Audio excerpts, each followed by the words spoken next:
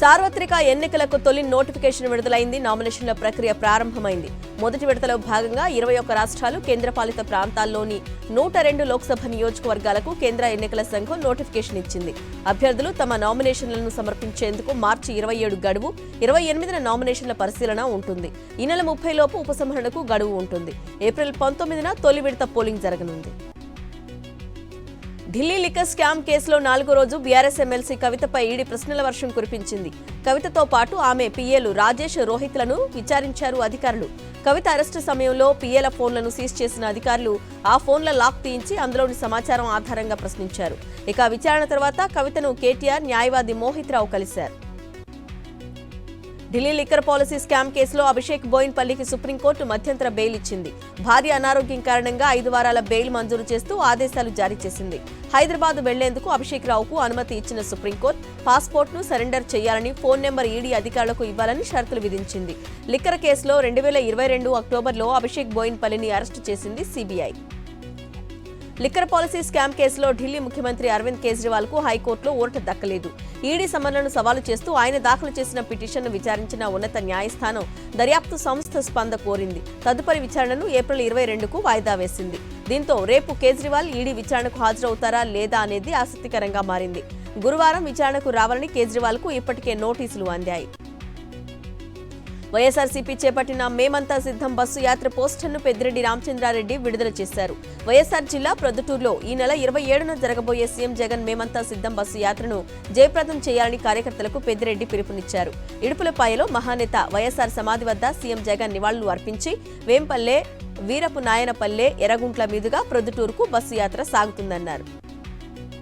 కాపు నేతలంతా వైఎస్ జగన్ వెంటే ఉంటామంటున్నారు. జనసేనలోని కీలక నేతలు వైఎస్ఆర్సీపీలో చేరారు. సీఎం వైఎస్ జగన్ సమక్షంలో వైఎస్ఆర్సీపీ కండువా కప్పుకున్నారు. రాధారంగ మిత్రమండలి రాష్ట్ర అధ్యక్షుడు వంగవీటి నరేంద్ర సీఎం జగన్ సమక్షంలో పార్టీలో చేరారు. ఇటు పవన్ పోటీ చేస్తానంటున్న పిఠాపురంలో కూడా ఇదే పరిస్థితి. జనసేన నాయకురాలు మాకినిడి శేషకుమారి ఆ పార్టీకి గుడ్ బై చెప్పేసి వైఎస్ఆర్సీపీలో చేరారు.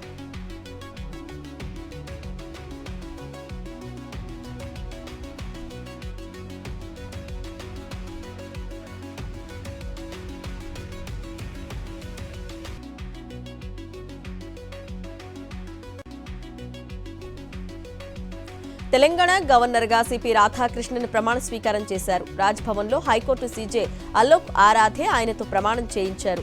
ఇటీవల తమిళసై సౌందరరాజన్ గవర్నర్ పదవికి రాజీనామా చేశారు. దీంతో జార్ఖండ్ గవర్నర్ సిపి రాధాకృష్ణన్ కు తెలంగాణ బాధ్యతను అదనంగా అప్పగించారు. ఈ కార్యక్రమంలో సీఎం రేవంత్ రెడ్డి పాల్గొన్నారు. తెలంగాణ ముఖ్యమంత్రి రేవంత్ రెడ్డిపై ట్విట్టర్ వేదికగా తీవ్ర స్థాయిలో విమర్శలు ఎక్కుపెట్టారు బీఆర్ఎస్ వర్కింగ్ ప్రెసిడెంట్ కేటీఆర్. రైతులంటే కాంగ్రెస్ ప్రభుత్వానికి ఎందుకింత చిన్న చూపు, పంటలు ఎండుతున్నా పట్టించుకోరా అంటూ ప్రశ్నించారు. ఢిల్లీ పెద్దల చుట్టూ ప్రదక్షిణలు తప్ప గల్లీలో రైతుల కన్నీళ్లు కనిపించవా, వాళ్ల ఆర్తనాదాలు వినిపించవా అంటూ ప్రశ్నించారు. విశాఖ సౌత్ నియోజకవర్గంలోని జనసేన పార్టీ కార్పొరేటర్ సాథిక్ ఆఫీస్ వద్ద ఉద్రిక్తత నెలకొంది. జనసేన పార్టీకి చెందిన 2 వర్గాలు బాహాబాహికి దిగాయి. జనసేన టికెట్ వంశీకృష్ణకు ఇవ్వొద్దంటూ సొంత పార్టీ నేతలు నిరసనలకు దిగారు. వంశీకి టికెట్ ఇస్తే పార్టీకి సహకరించేది లేదంటూ కరాఖండిగా చెప్పేశారు. వంశీకి టికెట్ ఇవ్వొద్దంటూ నిరసన తెలియజేస్తున్న మహిళలపై దాడికి సొంత పార్టీ నేతలు దాడికి దిగారు. టికెట్ల గొడవ నేతల ప్రాణాల మీదకు వస్తోంది. నర్సరావుపేట తెలుగుదేశం పార్టీలో టికెట్ గొడవ తారాస్థాయికి చేరింది. పార్టీకి కష్టపడి పనిచేసిన అరవింద్ బాబుకు టికెట్ కేటాయించాలంటూ మాజీ market yard chairman Pulimi Ramireddy press మీట్లోనే పురుగుల మందు తాగి ఆత్మహత్యా యత్నానికి పాల్పడ్డారు పులిమి రామిరెడ్డి. వెంటనే స్పందించిన నేతలు వెంటనే హాస్పిటల్కు తరలించారు.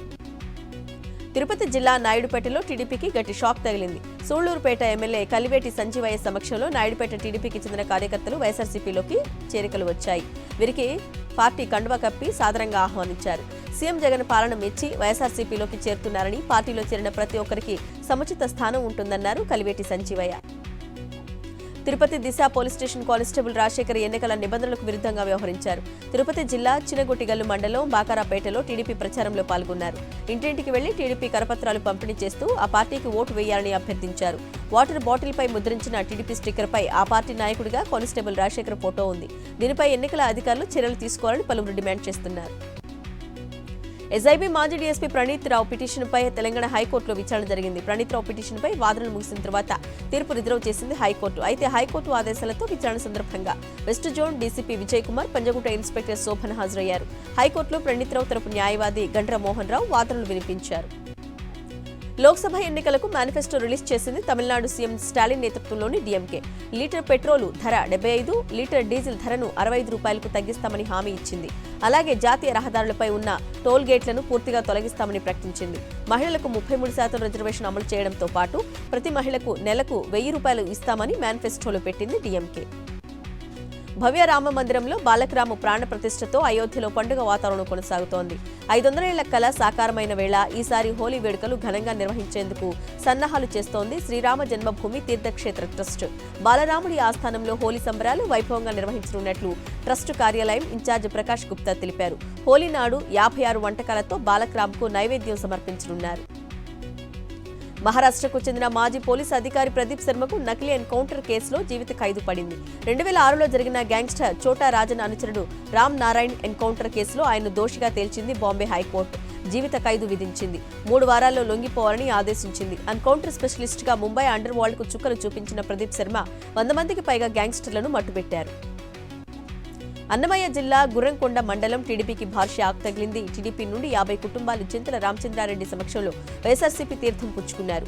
ఎమ్మెల్యే వారికి కండువా కప్పి పార్టీలోకి ఆహ్వానించారు. సీఎం జగన్ అందిస్తున్న సంక్షేమం పాలన చూసి పార్టీలో చేరామని వారంతా చెప్పారు. పీలేరు నియోజకవర్గంలో వైఎస్ఆర్సీపీ ఎన్నికల ప్రచారం ఉత్సాహంగా సాగుతోంది. పార్టీ ప్రచారంలో యువత స్వచ్ఛందంగా అధిక సంఖ్యలో పాల్గొని ఇంటింటికి తిరుగుతూ సీఎం జగన్ అందించిన సంక్షేమ పథకాల గురించి వివరించారు. పీలేరు మండల ఎన్నికల ఇన్ఛార్జ్ పెద్దిరెడ్డి సుధీర్ రెడ్డి వారితో కలిసి ప్రచారం నిర్వహించారు. ఈ ఎన్నికల్లోనూ వైఎస్ఆర్సీపీ మరోసారి ప్రభంజనం సృష్టించడం ఖాయమని ఆయన ధీమా వ్యక్తం చేశారు. సీఎం జగన్ పాలనలోనే అన్ని వర్గాలకు సంక్షేమ పథకాలు అందాయన్నారు సత్యసాయి జిల్లా వైఎస్ఆర్సీపీ అధ్యక్షుడు నవీన్ నిచ్చల్.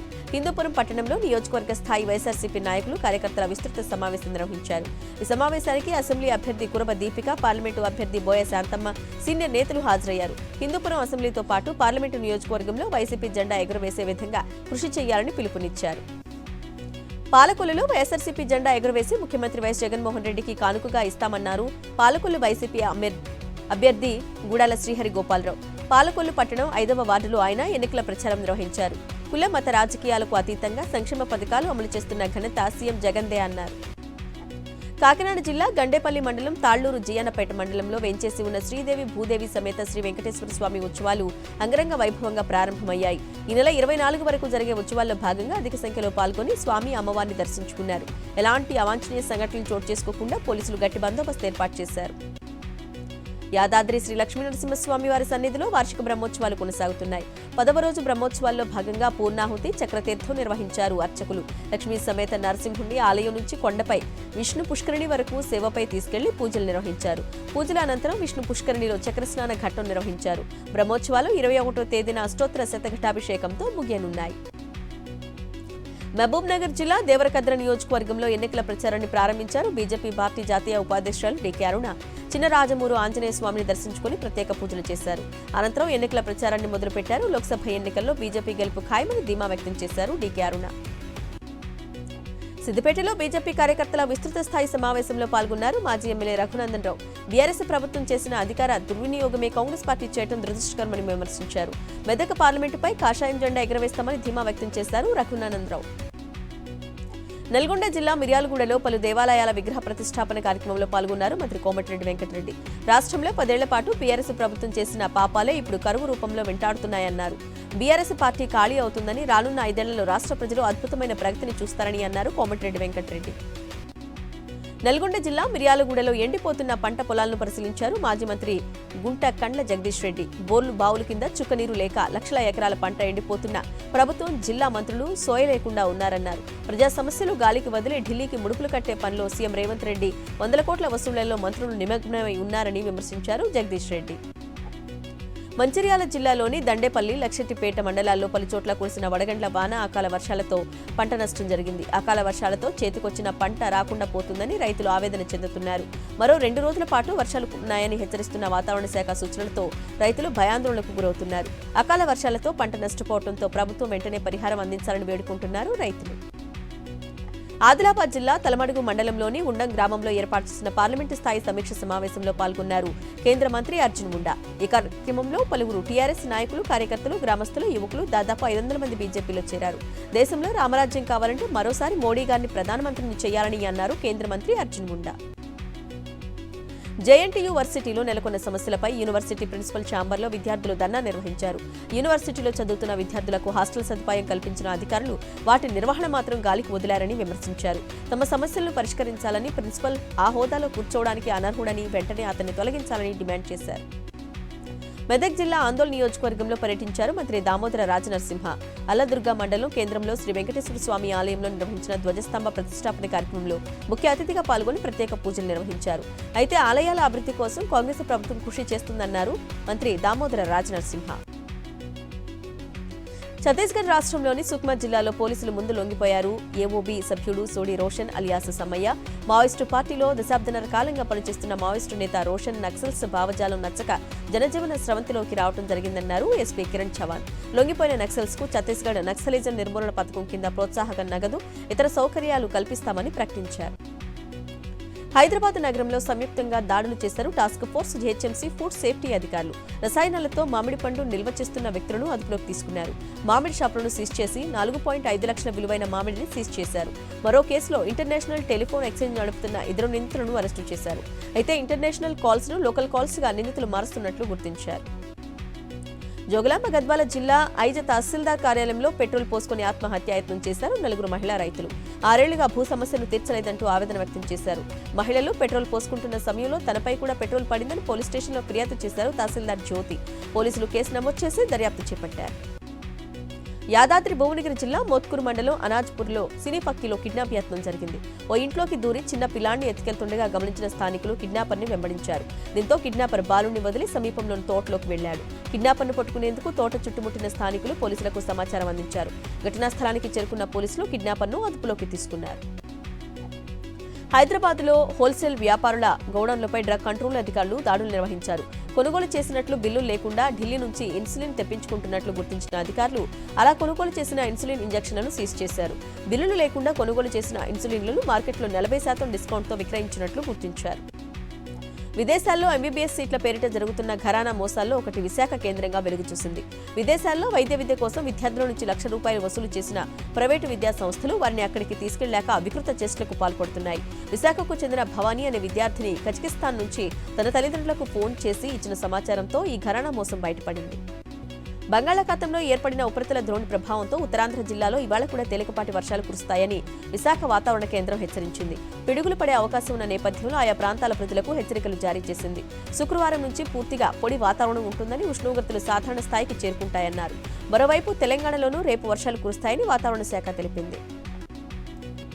2025 ఆర్థిక సంవత్సరానికి విదేశీ వృత్తి నిపుణులు H1B వీసా దరఖాస్తు చేసుకునేందుకు ఈ నెల 22తో గడువు ముగుస్తుంది. భారతీయ సాంకేతిక నిపుణుల్లో విపరీతమైన గిరాకీ ఉన్న H1B వీసా కోసం రిజిస్ట్రేషన్ ప్రక్రియ మార్చి 6న మొదలైంది. H1B క్యాప్ పిటిషన్లకు ఆన్లైన్లో ఫారాలు దాఖలు చేశాయి. ఈ ప్రక్రియ ఏప్రిల్ 1 నుంచి ప్రారంభం కానుంది. పైరసీ వెబ్సైట్లతో దేశంలోని వినియోగదారులకు మాల్వేర్ ప్రమాదం ఎంతో అధికంగా ఉందని ఇండియన్ స్కూల్ ఆఫ్ బిజినెస్ నిర్వహించిన ఒక అధ్యయనంలో తేలింది. అడల్ట్ సైట్లు, గ్యాంబ్లింగ్ ప్రకటనలతో పోల్చితే పైరసీ వెబ్సైట్లే ప్రమాదకరంగా మారుతున్నట్లు స్పష్టమైంది. The piracy malware nexus in India పేరుతో ఈ నివేదికను SIB విడుదల చేసింది.